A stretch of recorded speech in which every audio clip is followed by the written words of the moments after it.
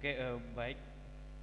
Pada pertemuan ini saya akan menjelaskan bagaimana ataupun lanjutan dengan materi yang minggu lalu, yaitu tentang searching dan sorting. Ya, mungkin Anda pernah dengar itu apa yang dimaksud dengan searching dan juga sorting. Ya, searching ini dapat diartikan ya, mencari, ya, pencarian suatu data, ya, pencarian suatu data, dan sorting ini adalah merupakan pengurutan data, ya. Jadi yang dua ini nanti ya, saling sinkronisasi, ya, saling berhubungan. Ya, kalau kita mencari misalnya data itu harus kita berdasarkan dari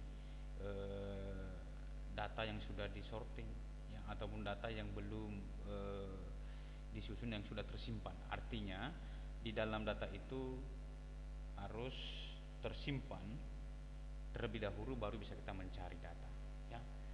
Jadi ada istilahnya menyimpan dulu, baru kita mencari data.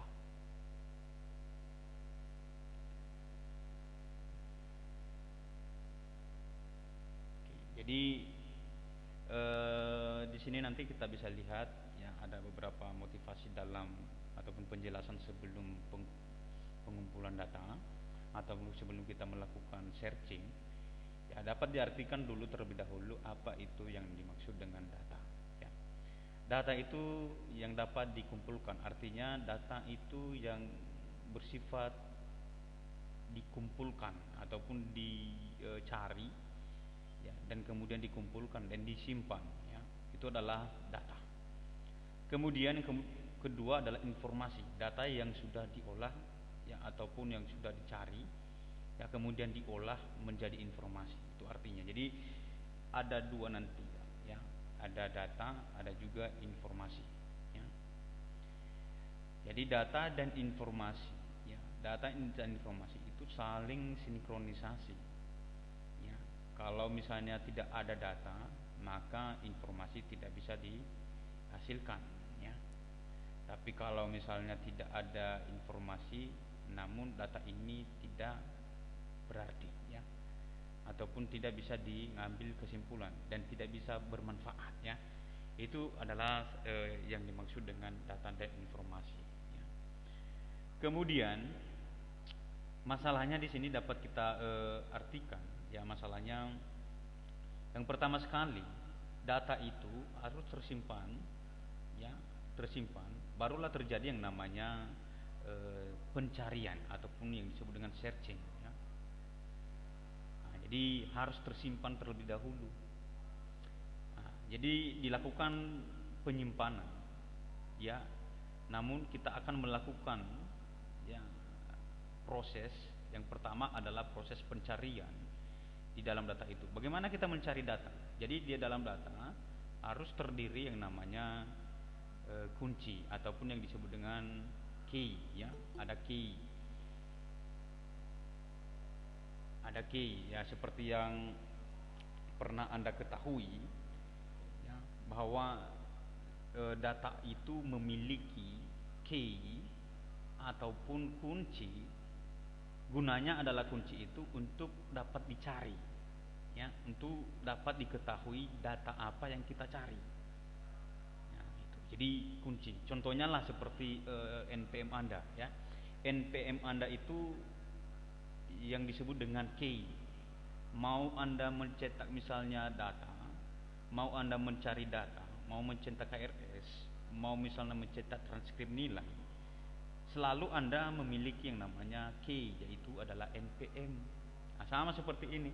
Jadi ada nanti di dalam data itu ada yang disebut dengan key, ya. Jadi satu array itu harus memiliki satu key. Gunanya adalah supaya mudah kita untuk mencari data tersebut. Ya, sama halnya kalau misalnya manusia itu, ya, harus memiliki nama, ya. Jadi kalau tidak memiliki nama maka kita bisa cari. Seperti itulah perumpamaan data di dalam memori. Jadi ada yang namanya key, ya, ada namanya inisial data tersebut. Kemudian mudah sulit kemudian mudah pengambilannya, ya. Jadi dapat kita akses ya datanya, dapat kita akses datanya, pengambilannya. Begitu juga yang seterusnya, ya, menyimpan, ada juga menyimpan untuk pengambilannya. Jadi ada dua masalah, ya. Masalah yang sering terjadi adalah sulit dan mudah pengambilannya. Gitu. Itu adalah masalah. Kemudian bagaimana supaya data itu akan bisa teratasi data itu dalam masalah tersebut? Ya, berarti kita harus membuat yang namanya ataupun menyusun sistem, ya, struktur data, yaitu adalah kita susun secara berurutan supaya mudah untuk dicari, ya. Kemudian selanjutnya pencarian linear, ya, dapat kita lihat pencarian linear itu adalah linear search, ya. Jadi seperti yang saya jelaskan tadi bahwa data itu tidak bisa dicari, ya, tidak bisa dicari kalau tidak dilakukan penyimpanan terlebih dahulu, ya. Jadi sudah ada penyimpanan terlebih dahulu, ya, penyimpanan, ya. Jadi sudah ada data penyimpanan terlebih dahulu. Jadi dilakukan penyimpanan terhadap data tersebut, ya, barulah dilakukan proses pencarian data, ya. Baru dilakukan proses pencarian data dengan banyaknya data sebanyak ukuran. Artinya di sini satu array itu, ya, satu array itu seperti ini. Inilah array contohnya. Ini data 1, 2, 3, 4, 5. Ini disebut dengan satu array, satu baris data. Array. Nah, jadi data 1, 2, kemudian 3, kemudian 4, kemudian 5, kemudian 6, ya. Jadi yang disebut dengan ukuran di sini adalah jumlah banyaknya data. Berapa ukuran satu array ini? Berarti sama dengan sebanyak 6. 6 sama dengan 6. Ya. Itulah ukuran. Yang dikatakan dengan array itu adalah ini semua. Nah, ini array. Itu yang dikatakan dengan array. Jadi satu array itu memiliki ukurannya, berarti makanya dikatakan input array dengan banyak data sebanyak ukuran. Nah, jadi kita menginputkan array itu, ya, sebanyak ukuran. Berapa ukuran arraynya adalah sebanyak 6. Jadi hanya 6 data bisa diinputkan. Begitu juga seterusnya, dapat kita lihat di sini bahwasanya output dari pencarian data ini ataupun output dari input yang sudah kita inputkan nanti, ya, berarti berdasarkan dari kunci, data kunci dalam array, ya, data kunci dalam array. Jadi data kunci dalam array itu artinya adalah data yang dicari berdasarkan dari kunci, ya. Contohnya baris data ini 1, 2, 3, berarti di sini memiliki misalnya angka 1 ini adalah kunci dari array ini. Jadi dipanggil ataupun diproses nanti data kunci ini A1 ini, nanti muncul semua data ini, ya, muncul semua 1, 2, 3 sampai 6, sampai 6 itu muncul dengan kita memanggil mencari angka 1. Ya, itulah kalau misalnya sudah kita menentukan bahwa angka 1 ini adalah key-nya, ya. Oke, kemudian selanjutnya prinsipnya di sini adalah setiap data pada array yang akan dibandingkan dengan kunci sampai, ya, kunci sampai pada data yang terakhir, ya, sampai dengan, jadi selalu dibanding-bandingkan dengan kunci. Kuncinya itu adalah merupakan pedoman, ya, antara data yang satu dengan data yang lainnya. Jadi data itu dijumlahkan berapa banyak dulu ukurannya, ya. Begitu juga proses searchingnya. Jadi misalnya ada 10, berarti kunci di dalam itu kita akan ambil kunci adalah yang disebut dengan titik tengahnya, ya. Makanya dikatakan di sini adalah ada kunci sampai data pada data yang terakhir. Jadi selalu setiap baris data itu ada kunci, setiap baris data ada kunci. Begitu juga seterusnya. Bila pada posisi ke I data sama dengan kunci, berarti data ditemukan pada posisi ke I. Jadi I ini adalah merupakan ya, variabel dari kunci. Jadi contohnya I ini sama dengan kunci. Contohnya data Anda misalnya NPM, berarti I sama dengan 0101 101. Ya, kemudian yang disimpan di data itu ada juga data 01 NPM-nya. Kemudian selanjutnya ada nama ya, misalnya Roni. Roni. Nah, jadi yang dicari itu adalah yang angka 1 ini. Satu ini. Nah, itulah maksudnya. Jadi dia akan mencari data 1 ini. Jadi I ini merupakan jumlah key-nya ini. Berapa? Jadi I sama dengan I ya, kucing berarti makanya dikatakan ya, dalam misalnya 1 2 3 4 ya. Berarti I ini adalah 1 2 3 4 dan ya. Jadi yang dicari misalnya adalah I yang dicari adalah sama dengan 2. Nah, jadi di sini kan diproses satu-satu. Ini sama enggak? Berarti tidak ditemukan. Ini sama enggak? Ini berarti sama. Berarti itu artinya data sudah ditemukan. Ya, berarti I sama dengan I. Ini juga I. Ya, berarti variabel I sama dengan I, maka itu adalah data sudah ditentukan. Gitu. Nah, begitu juga seterusnya. Jadi algoritma 81 ya, dapat kita lihat di sini. Fungsi dari deklarasinya yang pertama kita bisa lihat di sini ya. Ketemu ya. Ya, seperti kalau di program itu kan harus kita mendeklarasikan yang namanya variabel. Ini sebenarnya variabel. Ya. Variabel yang kita susun di sini pertama adalah ketemu ya, ada juga ketemu. Kemudian I, kemudian N. Ya, di sini digabungkan I dan N. Kenapa? Karena hanya memiliki satu tipe data. Hanya memiliki satu tipe data. Jadi misalnya I ini sama dengan isinya N. Kalau ketemu ini, ya dia beda dengan yang ini. Ya, beda, boolean, beda.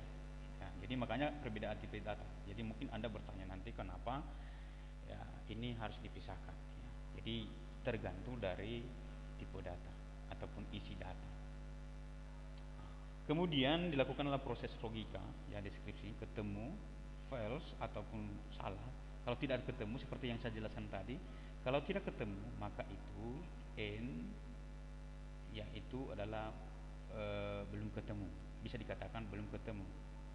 Ketemu misalnya lebih sebelah kiri ya, ataupun ini contohnya kita mencari angka 1 ya.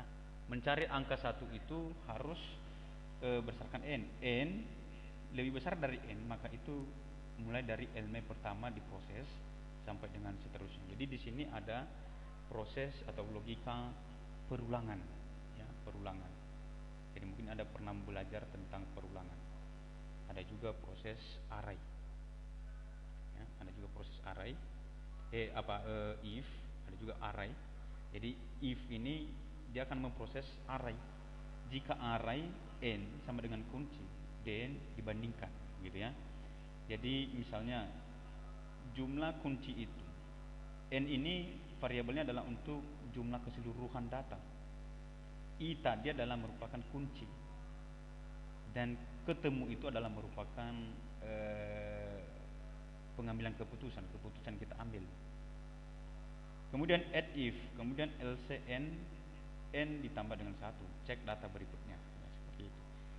Jika ketemu then pencarian linear ya, I data ketemu pada posisi ke I.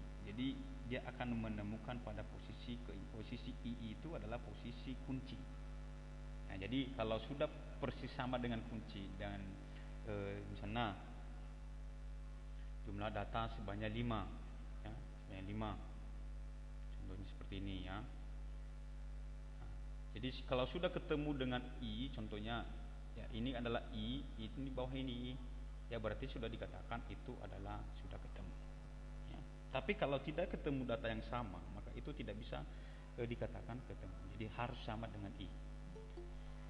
Kemudian selanjutnya, ya bisa kita lihat di bahasa C++.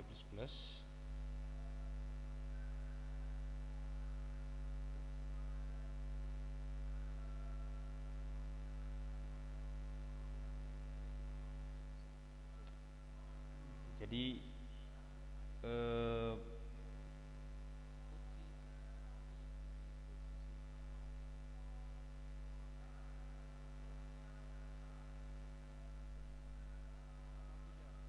jadi di sini kita bisa lihat ya include, ya. Di sini kita bisa lihat pencariannya. Di sini pencarian dan juga binary search. Ya. Jadi asumsikan data sudah keadaan terurut, ya. Jadi makanya dikatakan pencarian dan juga sorting, ya. Jadi disortingkan dulu, ya, dan setelah disortingkan barulah data tersebut dilakukan pencarian, ya. Asumsikan data sudah dalam keadaan terurut naik, ya. Misalnya buku telepon, kemudian presensi kuliah gitu. Kemudian dapat kita lihat mencari binary search, ya. Ya, binary search itu dapat kita lihat dalam mid ataupun mencari data tengah. Ya, berarti kunci akan selalu dibandingkan dengan data yang berada di tengah. Ya, itulah kunci dibandingkan. Jadi kita tentukan kuncinya, ya nilainya kita bandingkan dengan data tengah. Kemudian begitu juga seterusnya, bila data ada di sebelah kiri dilakukan pencarian dengan cara yang sama, sementara data yang berada di sebelah kanan akan diabaikan, gitu ya. Jadi dia akan melakukan pengabaikan dengan data yang sebelah kanan. Itu adalah pencarian binary search, dan sebelah kiri itu akan dilakukan dengan cara yang sama, ya. Dengan cara kunci akan selalu dibandingkan. Itu adalah yang dimaksud dengan cara yang sama. Kunci akan selalu dibandingkan dengan data yang berada pada di tengah. Bila sama berarti data ketemu. Bila tidak akan dilihat apakah data ada di sebelah kiri, artinya data lebih kecil dari data yang di tengah. Gitu. Jadi kita lihat, kita bandingkan, ya. Begitu juga seterusnya, ya, fungsi daripada algoritma binary search, ya seperti tadi. Nah, dapat kita lihat ilustrasinya di sini. Ibaratkan ada data, ya, masukkan bilangan antara 0 sampai dengan 28 dibagi dengan 16, gitu ya.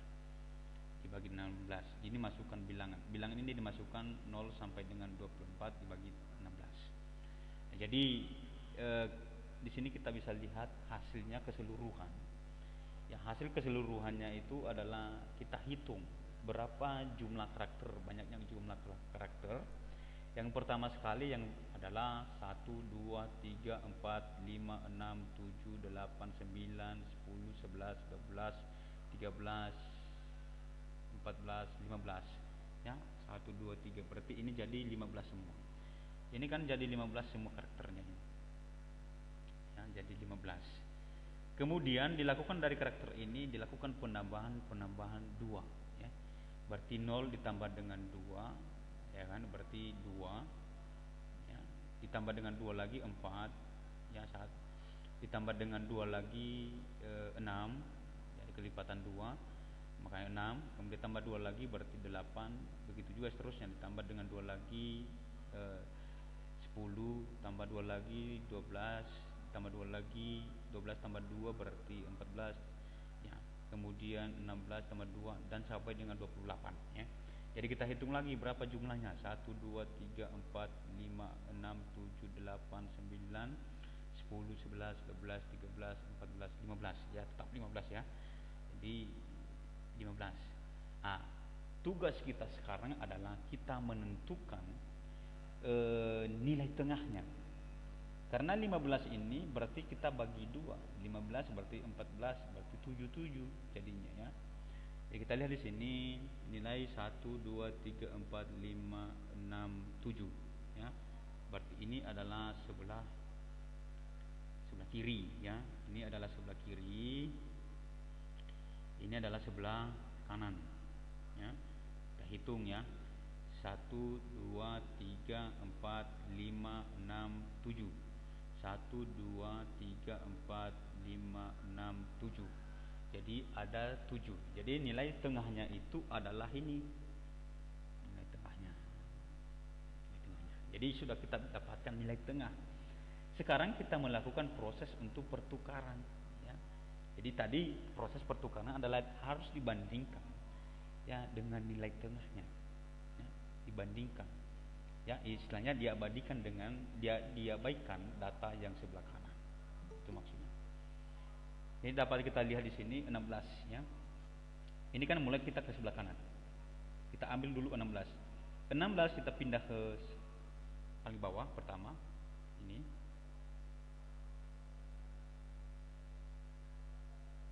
Paling bawah seperti ini.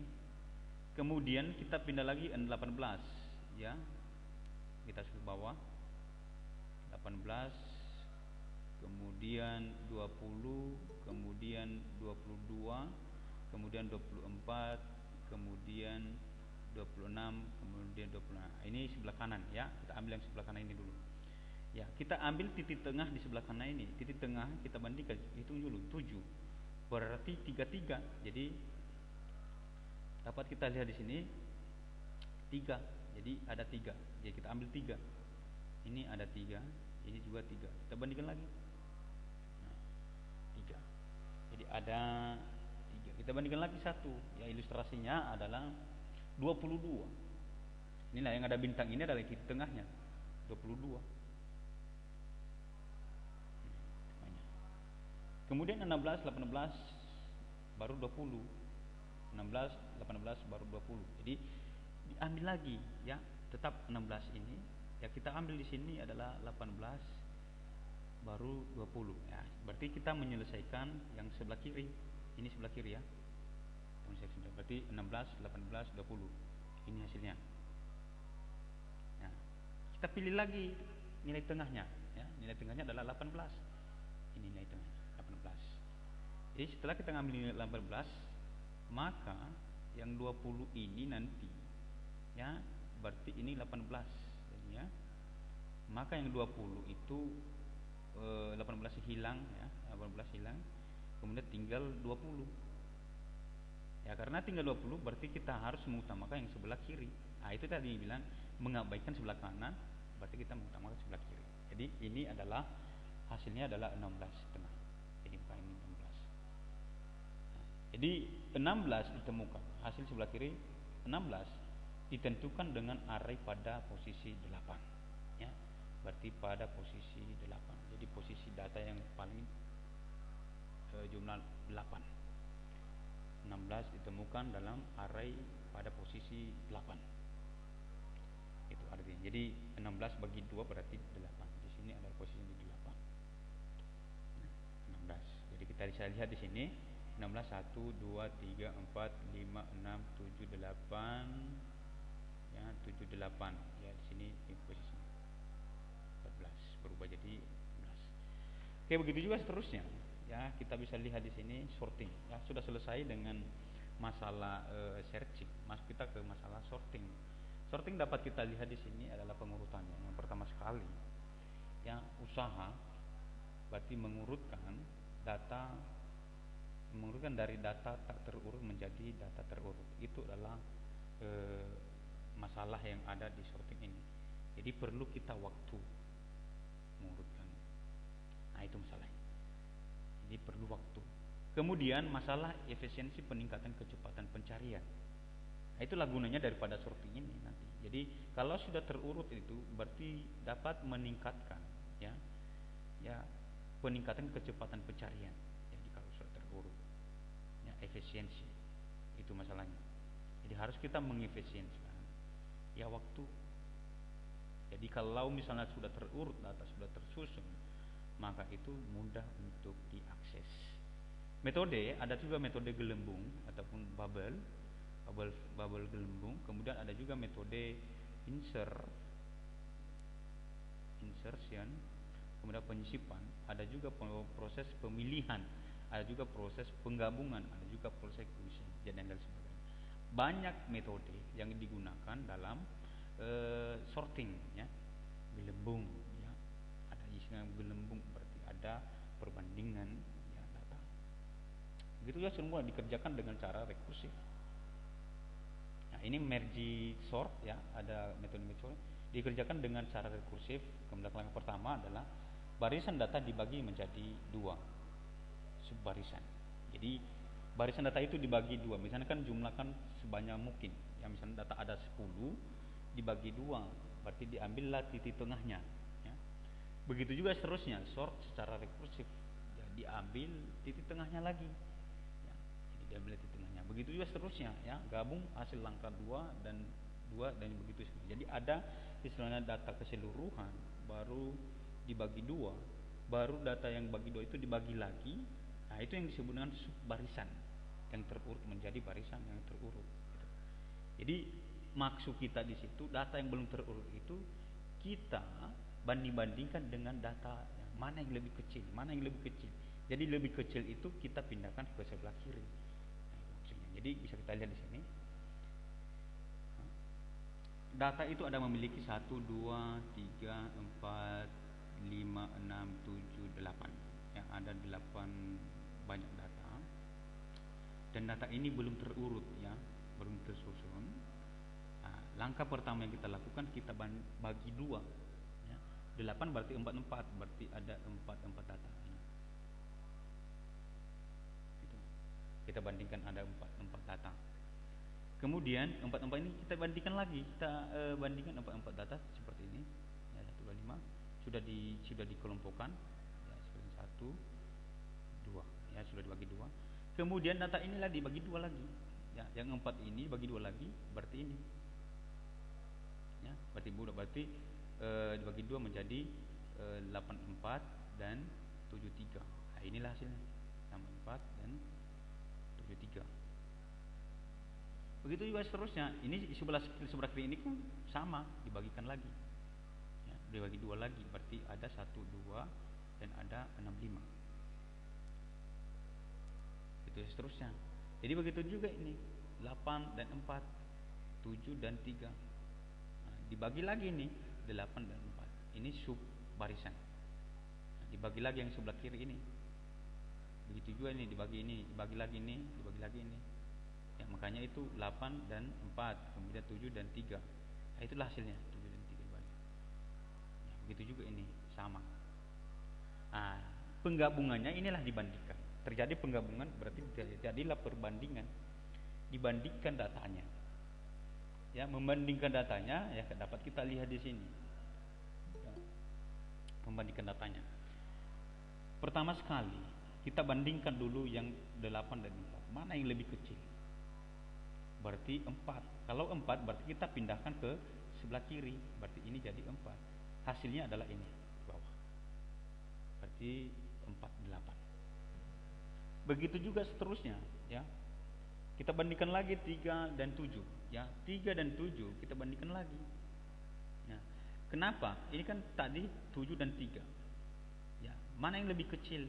Yang lebih kecil ini adalah 3. 3 ini dipindahkan ke sebelah kiri, yang menjadi 3.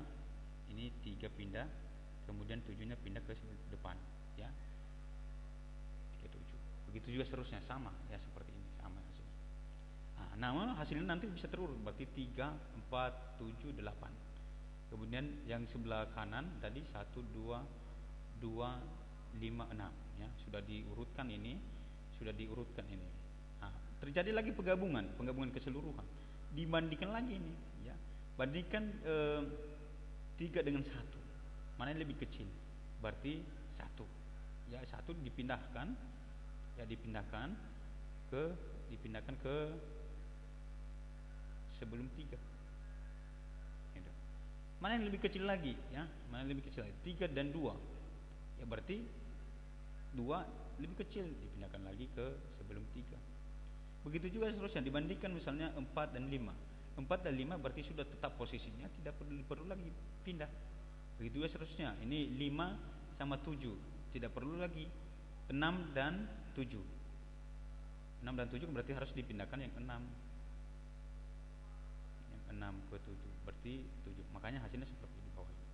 Itulah ilustrasi daripada pembagian ataupun proses-proses rekursif data, ya, ataupun pengurutan data. Kemudian selanjutnya dapat kita lihat ini adalah implementasi dari pemrogramannya, bahasa pemrograman. Ada juga langkah-langkah untuk quick sort, ya. Ada juga langkah-langkah dipilih sebuah elemen, yaitu elemen pivot. Nah, artinya di sini dia akan memilih elemen salah satu tengah. Ini pivot. P. Lakukan hal yang sama pada elemen sebelah kiri dan elemen sebelah kanan, ya, dari P. Jadi kita melakukan, ya. Ini lebih kecil, ini lebih besar. Lebih besar kanan daripada lebih sebelah kiri, ya. Kita lihat perbandingan prosesnya adalah kita lihat sini. Nah, isi array inilah isi array semua, ya. Ini isi array berbeda-beda. Kemudian pivot, ini pivotnya 3, 7. Dan I-nya ini adalah jumlah data semua, ya, posisi data ini asli, ya, posisi data key. Begitu juga ini nilai data berapa kali, yang jumlah 6, baru 5, baru seterusnya, ya, J-nya. Data I 8, ya, 8, 4, 7. Jadi diurutkan ini nanti. Jadi data I pertama, data I berarti 8 ini. Kemudian setelah 8 berarti 4 ini. Kemudian setelah 4 7, ya, begitu seterusnya. Jadi diurutkan data ini. Ya, diurutkan data ini.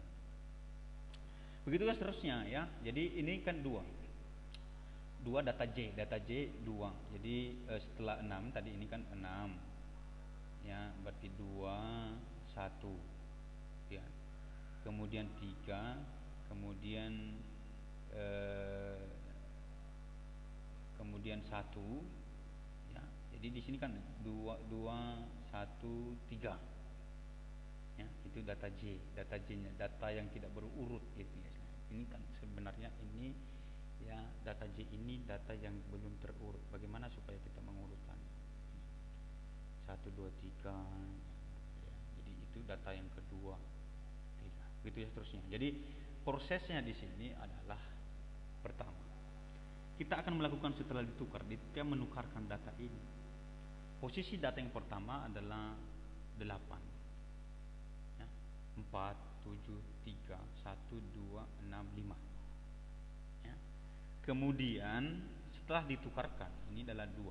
Yang ditukarkan di sini adalah data 2. Jadi anggap ini kan misalnya ini 1 2 3 4 3 4, kemudian 1 2 3 bagi 2 ini dulu. Ini jadi 4. Jadi yang di pivotnya kan 3 tadi. Pivotnya kan 3 ini. Ini pivotnya 3. Nah, pertama sekali kita akan mencari data tengahnya, ya, 2 sudah didapatkan. 2 baru 8. Ya, baru 8. Jadi posisi 2 ini nanti, ya, digantikan dengan posisi yang 8. Digantikan dengan posisi yang 8. Jadi data 2 ini dipindahkan, ya, data 2 ini dipindahkan ke posisi data 8, ya. Kemudian begitu juga sebaliknya, 8 dipindahkan ke posisi data 2. Di manakah data 2 di sini? Makanya berubah. Begitu juga seterusnya, ya.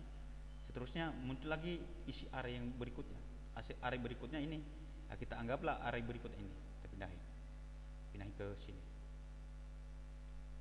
Nah, jadi yang kita pindahin di sini adalah kan 2 sudah dipindah, ya. Kemudian kita bandingkan lagi mana yang lebih kecil, ya, berarti 2. Kemudian mundur, ini kan sistem mundur, ya. 2 kemudian 1, kemudian 1, berarti pindahilah 1, angka 1 dipindah angka 1. Jadi angka 1 ini pindah lagi, digantikan dengan 4, ya, posisi angka 1 diganti dengan 4. Jadi 1 berada di pertama berada di pertama tadi. berarti angka 1 berada di pertama, ya. Kemudian angka 2, angka 4 digantikan dengan posisi 4. Jadi ini kan angka 4 ini anggap ini sudah enggak ada lagi data yang 2 ini. Begitu juga seterusnya dibanding-bandingkan, ya. 2 1 7 3, kemudian 4 8, kemudian 6 5. Ya. Jadi setelah ini kan yang sudah ditukarkan ini kan tukarkan 1 4 7 3 4 8 6 5, ya. Jadi di sini data yang pertama sudah ditukar, ya, kedua sudah tertukar, ya. Jadi dilakukan penukaran lagi. Setelah ditukarkan ini data ini, maka hasilnya seperti ini tertukar. Ya, jadi yang ditukarkan di sini adalah 1 dan 4. Jadi dibandingkan tadi, ya, 3 dengan 1 kan lebih kecil kiri, ya. Jadi tujuan kita supaya sebelah kanan itu lebih besar, karena prosesnya tadi adalah lebih besar sebelah kanan dan lebih kecil sebelah kiri. Itu dia. Jadi prosesnya. Jadi bagaimana tujuan kita ini, data yang lebih kecil dengan yang 3 ini, ya, lebih kecil sebelah kiri ini dipindahkan ke sebelah kanan. Contohnya lah, misalnya ini tadi angka 3 kan pivotnya kan 3 dibandingkan dengan 2, nggak mungkin dibandingkan dengan ini kan, ini pasti lebih besar ini dengan 3. Nah, jadi ini yang 2 ini kan pasti lebih kecil dari 3. Sementara tadi ketentuan di sini adalah sebelah kanan adalah lebih besar dengan P, dan sebelah kiri adalah lebih kecil. Nah, jadi tujuan kita itu yang lebih kita bandingkan hasil ini dengan data ini. Jadi kalau di sini kan masih lebih besar P, ya, maka ini data ini kan kita pindahkan ke sebelah kiri. Nah, gitu. Sebelah kiri. Itu juga seterusnya dipindahkan lagi, baru nanti tersusun. Ya. Itulah algoritma. Jadi bisa juga kita menggunakan. Ya, oke, itu saja yang saya sampaikan untuk hari ini. Yang mudah-mudahan yang saya sampaikan semoga bermanfaat bagi kalian semua.